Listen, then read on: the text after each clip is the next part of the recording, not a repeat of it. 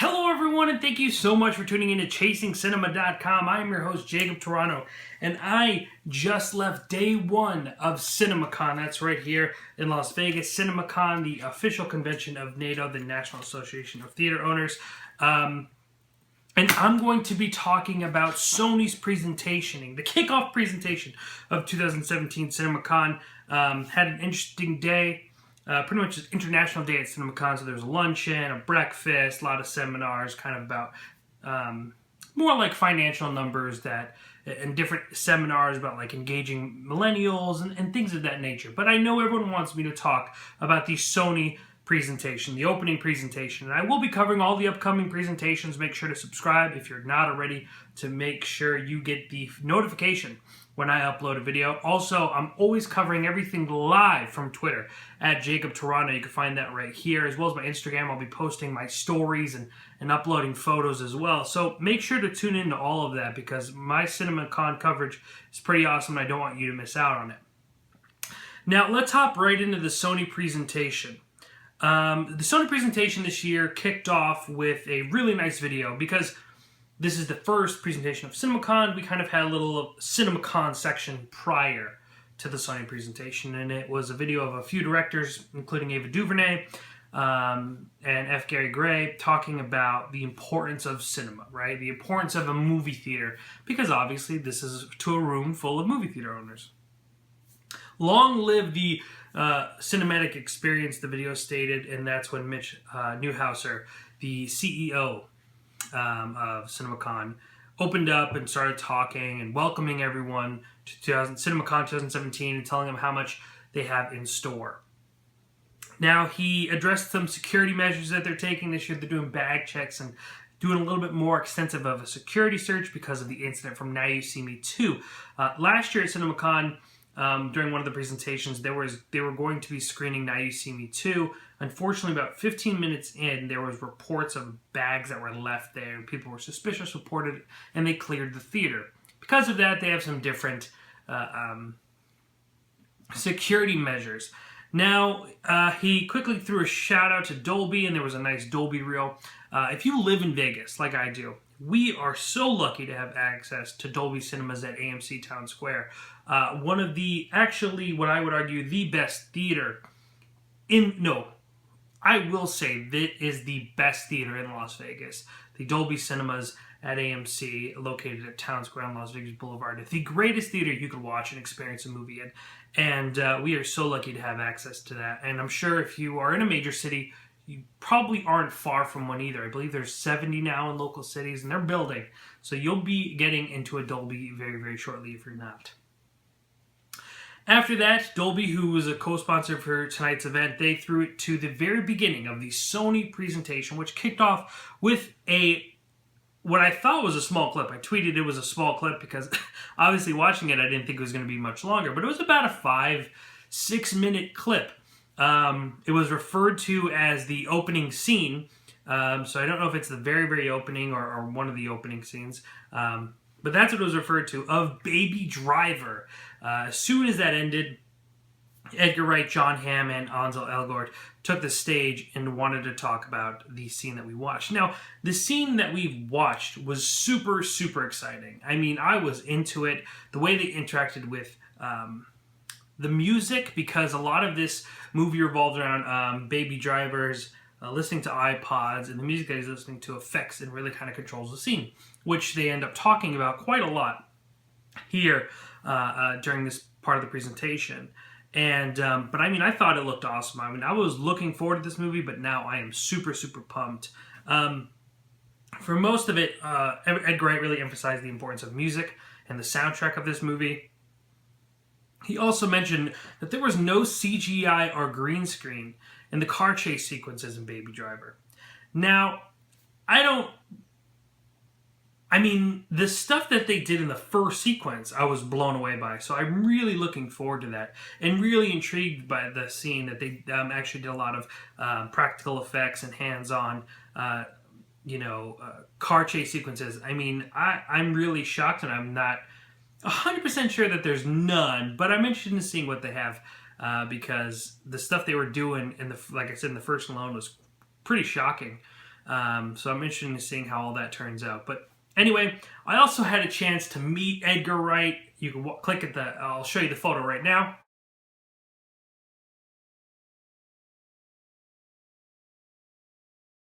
A real class act, a very, very nice guy.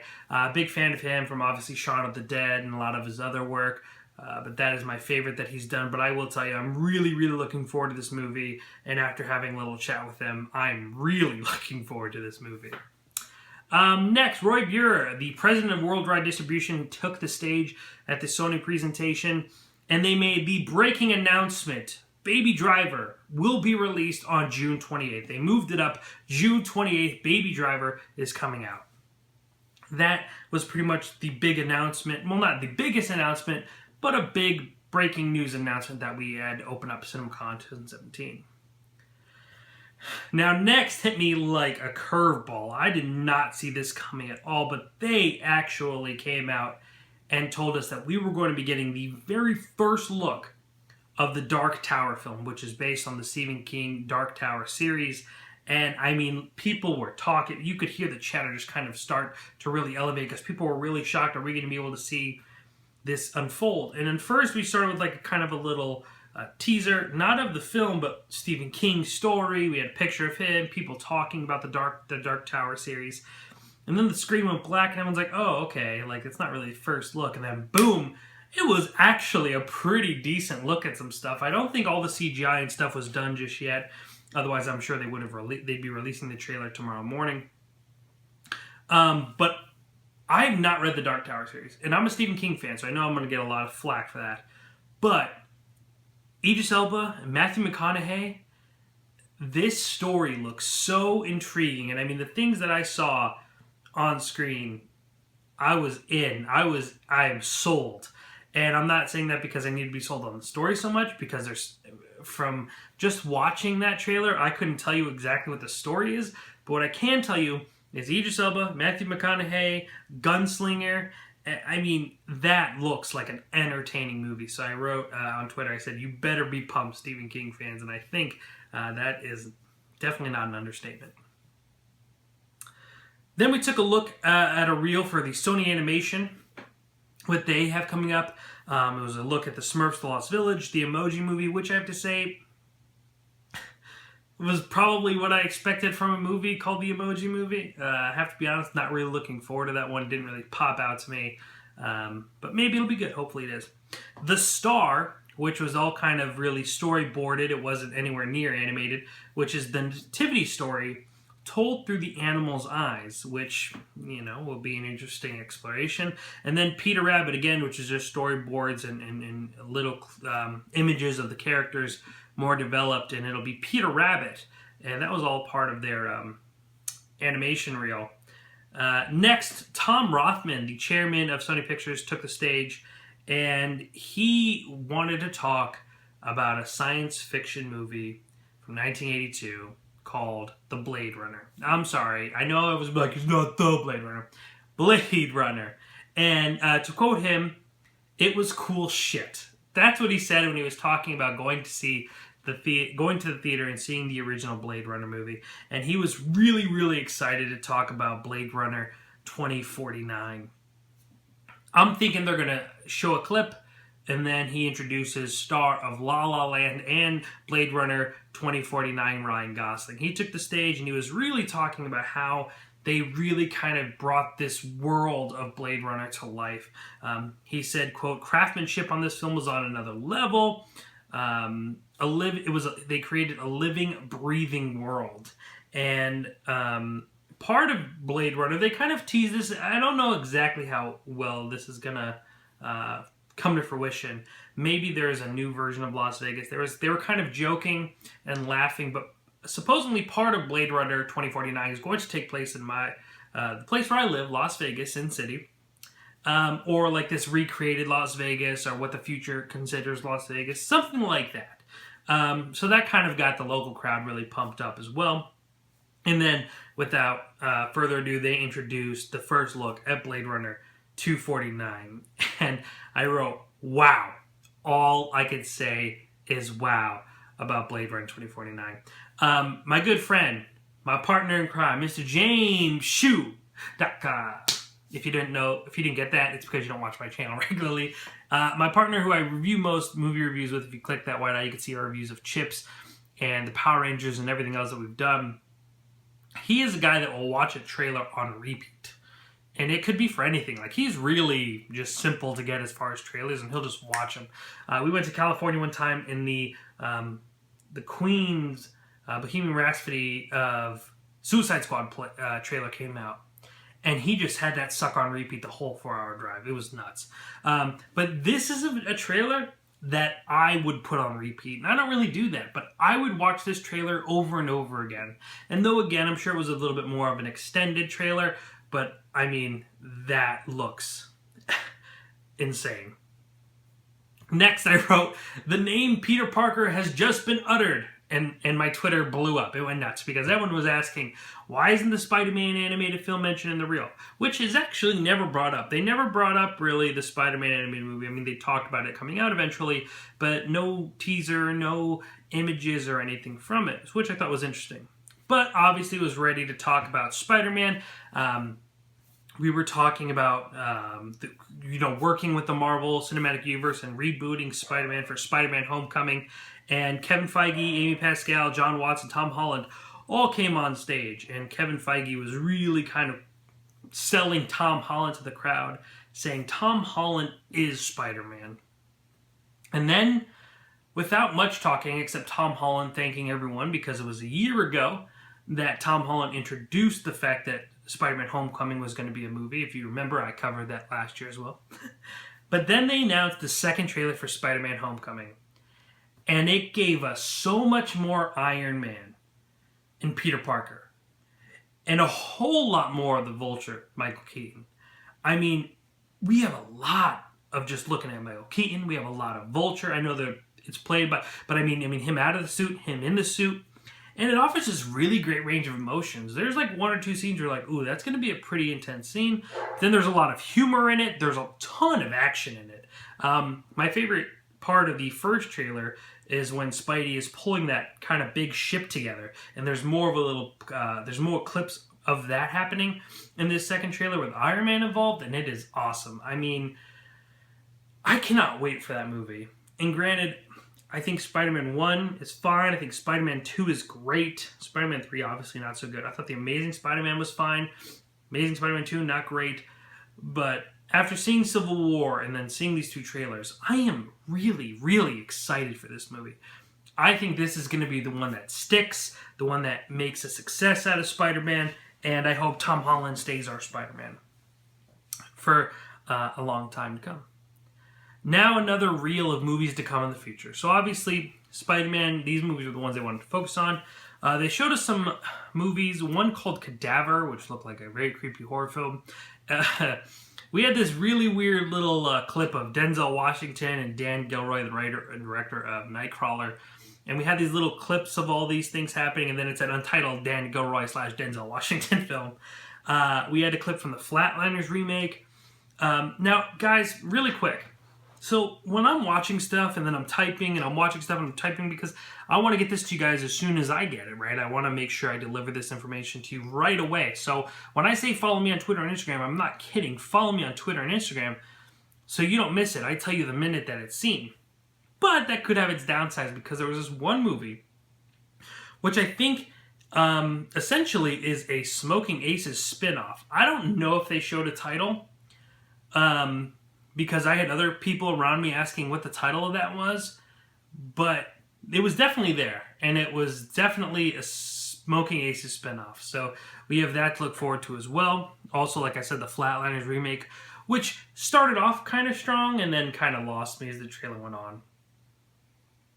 And then Josh Greenstein, president of Worldwide Marketing and Distribution, took the stage and to introduce us to the world's very first look at Jumanji, Welcome to the Jungle.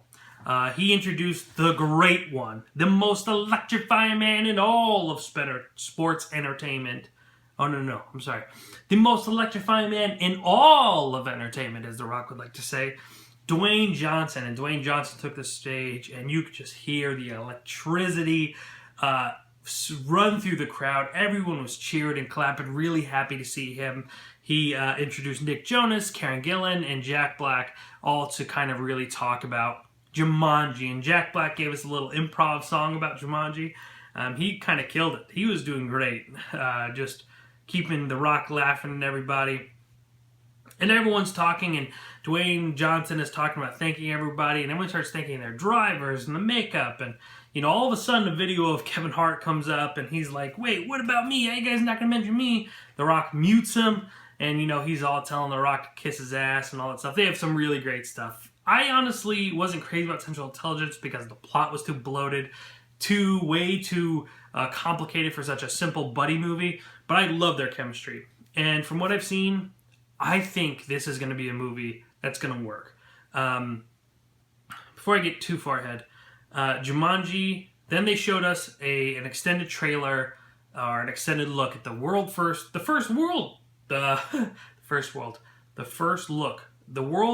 of Jumanji, Welcome to the Jungle. And it's interesting, first thing caught my eye was that Jumanji is an old Nintendo game, not a board game. Repeat, Jumanji is an old Nintendo game, not a board game. And these kids in detention find this old Nintendo, they hook it up, they get to select their player. Their players that they select are who they become. Dwayne Johnson, Kevin Hart, Jack Black, Karen Gillan. And I'm like, okay, so something very different. Might not be for the people who love the original, but I think it looks like a great time. And then I get hit with this really interesting part where Alan Parrish's name is mentioned. Alan Parrish, is Rob Williams' character from the first Jumanji. And I realize that what happens here, though I thought it was going to be a different universe, really. It's not. Same universe. The place that these characters are in, this jungle, is the place that Alan Parrish was lost for all those years. At least that's what I'm predicting. I think the trailer kind of really pitches that to us. I could be wrong, but I'm telling you, I really think that's kind of where this movie's going.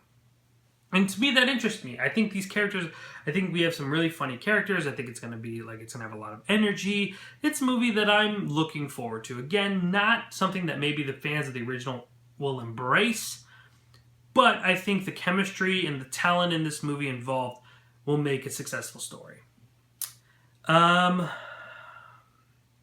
Okay, so that is pretty much it for the Sony presentation. I did have some people on Twitter send me questions because I said, I'm tweeting, I can't answer all these questions, so I'm going to kind of go through those really quick as well. All right, a lot of people were asking me about Spider-Man.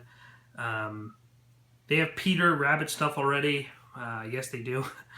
Not really. Very, very underdeveloped stuff. I mean, like storyboards, but we did get to see some images of final characters. No, there was nothing for the animated Spider film. Something in a different language. I'm sorry. But yes, Espen Sandberg and Joachim Ronning, both Norway names, so sorry if I mispronounced them. The directors of Pirates of the Caribbean, Dead Men Tell No Tales, were there. They did, not at this presentation, they were actually there earlier in the afternoon when they won International Filmmakers of the Year at the CinemaCon luncheon. You could see that photo right now.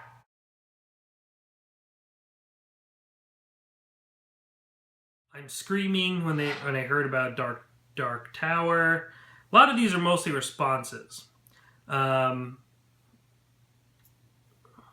Okay, so a lot of people asking about Spidey before Spidey came out. Moving on. When does it come out publicly? The Spider-Man Homecoming trailer? I don't know. Looked pretty final, so I'm going to assume maybe tonight, tomorrow morning, maybe this week. I would be shocked if it's any longer than that. It's happening now. Oh my god, yeah. That's when I was talking about Spider-Man. I'm skeptical about this film. It doesn't seem to have any surprises in store. From what I've seen from Spider-Man Homecoming, I don't think it needs any surprises.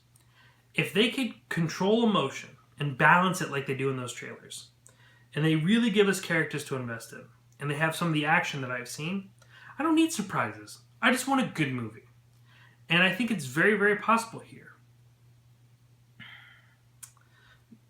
Another one in the language. Oh, I think this person was just translating what I was typing in another language.